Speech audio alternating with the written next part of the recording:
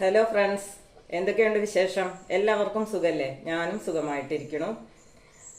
അപ്പോൾ ഇന്ന് കുറച്ച് തിരക്കൊക്കെ ഒഴിവുള്ള ദിവസമാണ് കേട്ടോ. എന്നും ബിസിയായ ദിവസങ്ങളാണ് ഉണ്ടാവാറ്. ഇന്ന് അത്ര ബിസിയായ ഒരു ദിവസമൊന്നുമല്ല എന്നാണ് ഇപ്പം എനിക്ക് തോന്നണത്. അപ്പോൾ ഇന്ന് രാവിലെ തന്നെ പ്രത്യേകിച്ച് വലിയ തിരക്കൊന്നും കണ്ടില്ല. എൻ്റെ ഇഷ്ടത്തിനനുസരിച്ച് സാവകാശമാണ് ഞാൻ ഇന്ന് ഒരുവിധം കാര്യങ്ങളൊക്കെ ഇപ്പം ചെയ്ത് തീർത്തത്.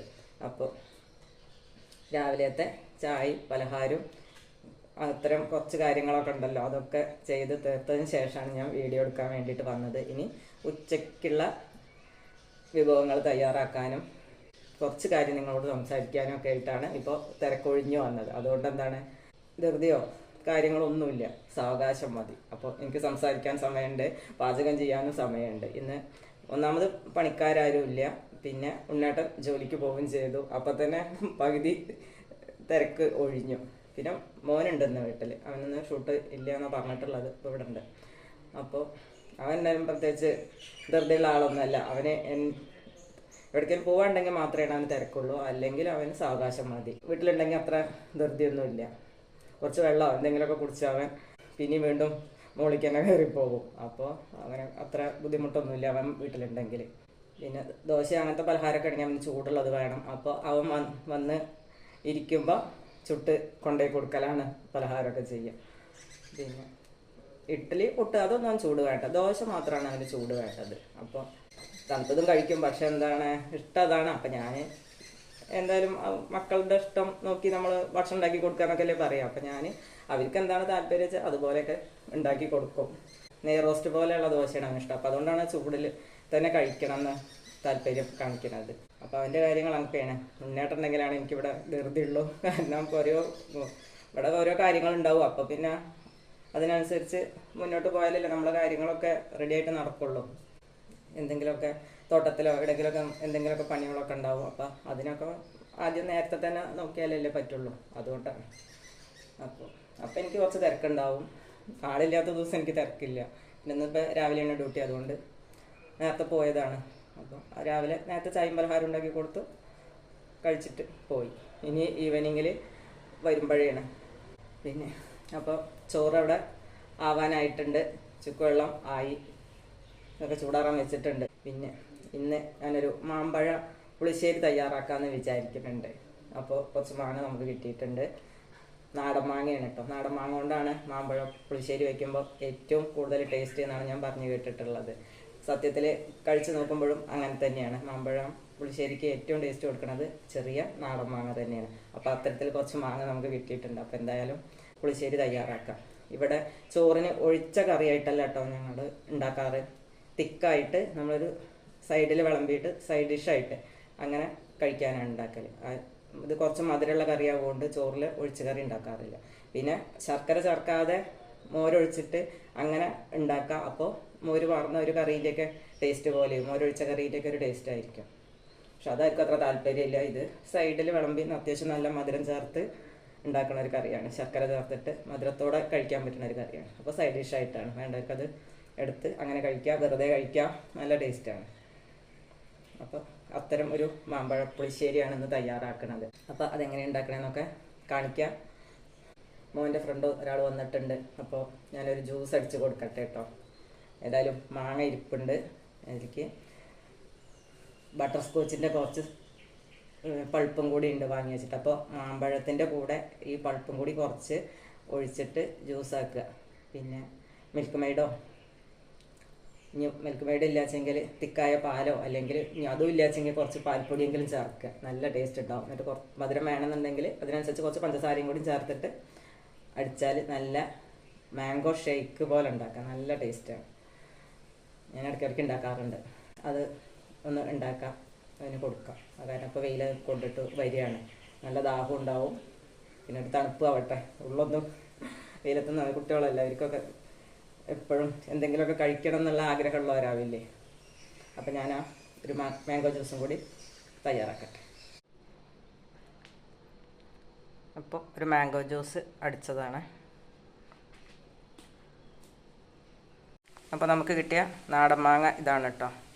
ചെറിയ ടൈപ്പിലുള്ള മാങ്ങയാണ്. ഇത് പച്ചയിരിക്കുമ്പോൾ ഭയങ്കര പുളിയായിരിക്കും, പക്ഷെ പഴുത്താൽ നല്ല മധുരവും നല്ല ടേസ്റ്റുമാണ്. ഇതുകൊണ്ടാണ് മാമ്പഴ പുളിശ്ശേരി ഉണ്ടാക്കുന്നത്. ഇങ്ങനത്തെ മാങ്ങ കൊണ്ട് തയ്യാറാക്കുമ്പോഴാണ് ഏറ്റവും കൂടുതൽ ടേസ്റ്റ്. ഇപ്പോൾ നമ്മൾ മാമ്പഴം മാത്രം ചേർത്തിട്ടാണ്, ചിലർ വെള്ളരിക്കയോ ഇളവനൊക്കെ ചേർക്കും, പക്ഷെ നമ്മൾ അതൊന്നും ചേർക്കണില്ല, വെറും മാങ്ങ മാത്രം. അപ്പോൾ മാങ്ങയൊക്കെ ചെത്തി കുക്കറിൽ വേവിക്കാൻ വെച്ചിട്ടുണ്ട്. അപ്പോൾ അത് നന്നായി വെന്ത് വരട്ടെ. അപ്പോൾ അതിലേക്കുള്ള അരപ്പും കാര്യങ്ങളൊക്കെ തയ്യാറാക്കി വെക്കട്ടെ. പെട്ടെന്നാവും, ഒരു 5 മിനിറ്റ് അല്ലെങ്കിൽ 10 മിനിറ്റ് വേണ്ട, അത്ര പെട്ടെന്നാവും. കാരണം ഇതൊന്ന് തിളച്ച് മാങ്ങേൻ്റെ അതിങ്ങനെ തോല് ചെത്തിയിട്ടല്ല, ഇങ്ങനെ വലിച്ചെടുത്ത ഞാൻ കാണിക്കണം എന്ന് വിചാരിച്ചു, വിട്ടുപോയി. മാങ്ങയുടെ തോലിങ്ങനെ വലിച്ചെടുക്കുക ചെയ്യുക. അപ്പോൾ അതിൻ്റെ ജ്യൂസ് അതിൽ നിന്ന് ഇറങ്ങാൻ പെട്ടെന്നാണ്. അപ്പോൾ അങ്ങനെയാണ് ഞാനത് ഇട്ടിട്ടുള്ളത്. അപ്പോൾ ഒന്ന് രണ്ട് പ്രാവശ്യം തിളയ്ക്കുമ്പോഴേക്ക് തന്നെ അത് ജ്യൂസ് അതിൽ നിന്ന് മാങ്ങയിൽ നിന്ന് ഇറങ്ങി വരും. പിന്നെ നമ്മളൊന്ന് കുറച്ചതായി ഒന്ന് ഇളക്കി കൊടുക്കുകയും കൂടെ ഒക്കെ ചെയ്യുമ്പോൾ ശരിക്കും തിക്ക് ഗ്രേവിയിൽ വരും. അപ്പോൾ അടുപ്പത്ത് വേവാൻ വയ്ക്കട്ടെ.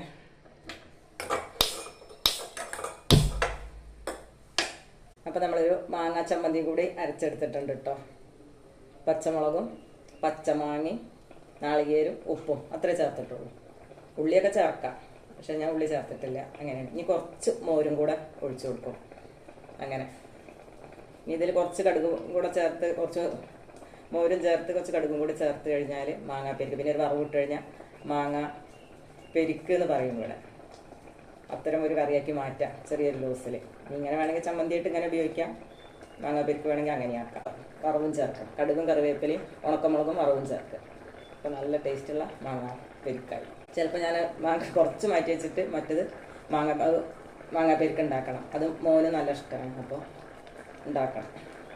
കുറച്ച് മോര് ഒഴിച്ച് കൊടുക്കല്ലേ വേണ്ടു. അപ്പോൾ ഞാൻ ഉണ്ടാക്കുകയാണെങ്കിൽ കളിക്കാം. അപ്പോൾ മാമ്പഴ പുളിശ്ശേരിക്കുള്ള മാങ്ങയും മുളകും മഞ്ഞളും ഉപ്പും കുറച്ച് വെള്ളവും ചേർത്തിട്ട് വേവിക്കാൻ വെച്ചതാണ്. മാങ്ങ നന്നായി തിളച്ചിട്ട് അതിന് ദശയൊക്കെ ഇറങ്ങി വരണം. മാമ്പഴ പുളിശ്ശേരിക്കുള്ള അരപ്പ് തയ്യാറാക്കിയിട്ടുണ്ട്. നാളികേരും ജീരകവും പച്ചമുളകും കുറച്ച് കടുകും ചേർത്ത് അരച്ചിട്ടുണ്ട്. അപ്പോൾ മോരൊക്കെ പറഞ്ഞ് നന്നായി തിളച്ച് കുറുകിയിട്ടുണ്ട്. ഇനി നമുക്ക് അരപ്പ് ചേർത്ത് കൊടുക്കാം. അതിങ്ങനെ തിക്കായിട്ടുള്ള കേട്ടോ, വിളമ്പിയാൽ അവിടെ നിൽക്കുന്ന രൂപത്തിലുള്ളൊരു കറിയാണ്, ലൂസായിട്ടുള്ള കറിയല്ല.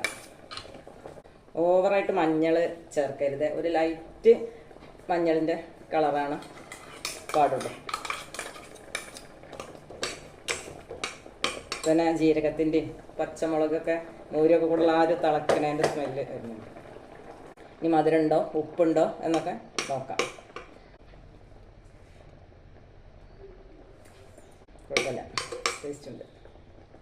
കുറച്ചും കൂടെ മധുരമാവാം, കുറച്ചുകൂടെ ശർക്കര ചേർത്ത് കൊടുക്കാം. ഇത്ര പോകുന്നൊരു ശർക്കര കഷ്ണം കൂടെ ചേർത്ത് കൊടുക്കാം. ഇനി കറിവേപ്പില ഇട്ട് കൊടുക്കാം. കടുകും കറിവേപ്പിലയും ഉണക്കമുളകും ഒരു വറവും ചേർത്ത് കൊടുക്കാം. അപ്പോൾ നമ്മുടെ പുളിശ്ശേരി റെഡി. അത്യാവശ്യത്തിന് ചെറിയൊരു പുളിരസമുണ്ട്, എന്നാൽ മധുരം മുന്നിട്ട് നിൽക്കുന്നുണ്ട്, ഉപ്പും കറക്റ്റാണ്. അപ്പോൾ കറിവേപ്പില ചേർത്ത് കൊടുക്കാം. തള വന്നിട്ടുണ്ട്, ഗ്യാസ് ഓഫ് ചെയ്യാം. അപ്പോൾ നമുക്ക് വറവ് ചേർത്ത് കൊടുക്കാം. ചട്ടി വെച്ചു. കടുകും കറിവേപ്പിലയും ഉണക്കമുളകും.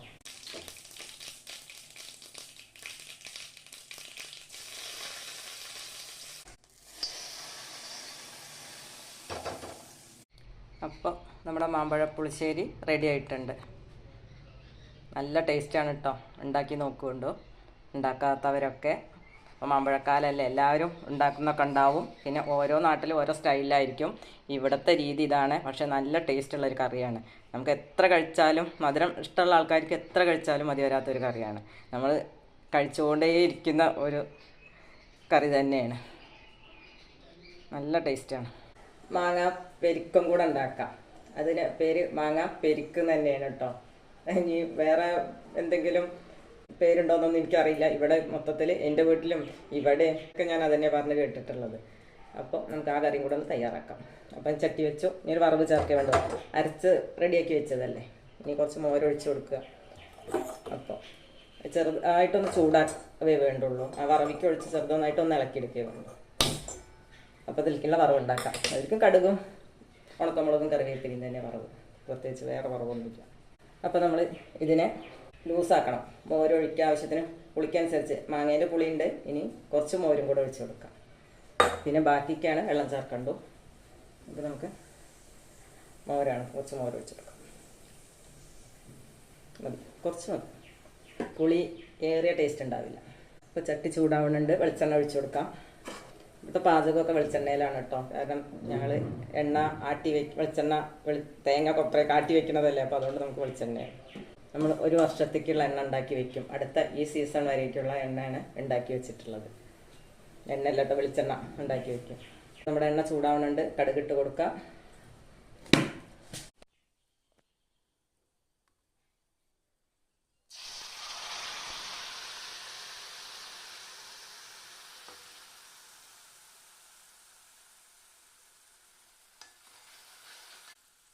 വെള്ളം ചേർത്ത് കൊടുക്കുക. ഇതാണ് ഇതിൻ്റെ പരുവ്. ഇതാണ് മാങ്ങാപ്പരിക്ക്. ഒരു നുള്ള കടുക് പൊടിയും കൂടി ഇട്ടു. തിക്കാവാൻ പാടില്ല, അത്ര അഴവും വേണം. അതത്ര കടുക് പൊടിയും കൂടെ ചേർത്ത് കൊടുത്തു. ഇനി നന്നായി ഇളക്കി യോജിപ്പിക്കുക. ഉപ്പുണ്ടോ നോക്കുക. പുളി കുറവാണെങ്കിൽ കുറച്ചും കൂടെ മോര് ചേർത്ത് കൊടുക്കുക.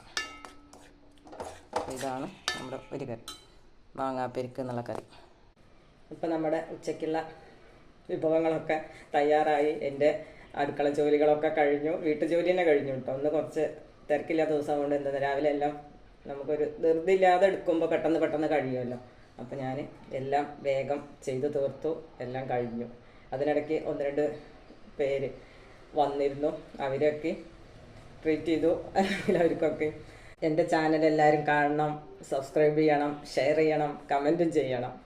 നിങ്ങളുടെ അഭിപ്രായങ്ങളൊക്കെ കമൻ്റായിട്ട് രേഖപ്പെടുത്താം കേട്ടോ. എല്ലാവരും എന്നെ ഒന്ന് സപ്പോർട്ട് ചെയ്യും. മറ്റൊരു വീഡിയോ ആയിട്ട് വീണ്ടും കാണാം. അതുവരേക്കും എല്ലാവരോടും വണക്കം.